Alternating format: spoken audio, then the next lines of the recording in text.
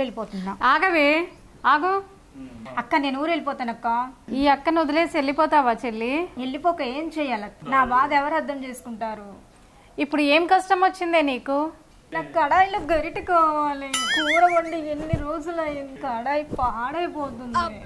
దీనికి అలిగిపోతావా? ఉడకని కడాయి నుంచుకుని ఇక్కడ నేనేం చెయ్యాలి? అలా అంటే నేనెవరికి చెప్పుకోవాలి? నా కడాయిలో కూర వండి ఎన్ని నెలలు అవుతుందో. నీ కడాయికి ఉన్నంత ఓపిక నా కడాయికి లేదు. నేను వెళ్ళిపోతా. ఎవరిదో ఒకటి గంట పట్టుకొని కూర వండిస్తా, కూర్చోవే. వండిస్తావు కదక్క? నా కడాయి మీద ఒట్టు, వండిస్తా, కూర్చో. సరిపోయారు ఇద్దరును. సరే, ఈ నీళ్ళు తాగు ముందు.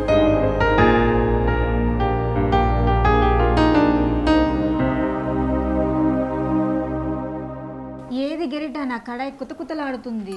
ఓసే, నీ కడాయిని కొంచెం కంట్రోల్ చేసుకోవే. అయ్యో అక్క, నా కడాయి కంట్రోల్లో లేదక్క. అది కండాలు దాటేసి ఎప్పుడో వెళ్ళిపోయింది. అయ్యో, నీ కడాయికి ఎన్ని కష్టాలు వచ్చాయే చెల్లి. ఏం చేయనక్క, ఏ కడాయి అయినా పొయ్యి వెలిగిస్తేనే వేడెక్కుతుంది. నా కడాయి వెలిగించకపోయినా వేడెక్కిపోతుంది. అయ్యో, నా చెల్లికి ఎన్ని కష్టాలు వచ్చాయో. అవునక్క, నా కడాయిని జాగ్రత్తగా పట్టుకుని గరిట కోసం గుంటూరు నుంచి వచ్చాను. నా గరిట ఎక్కడుందో చెప్పు. ఉండవే, తొందరపడకు. ముందు గరిట వెతకాలి.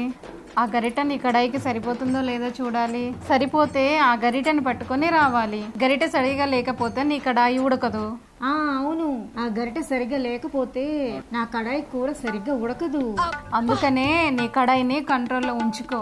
అక్క, కొంచెం పెద్ద పెద్ద గరిటెలు పట్టుకోవే. చిన్న చిన్న గరిటెలతో నా కూర సరిగ్గా ఉడకదు. అమ్మో, నీ కడాయి మామూలు కడాయి కాదే తల్లి. ఎంతైనా నా కడాయిలో పోసేది నీ నూనె కదా.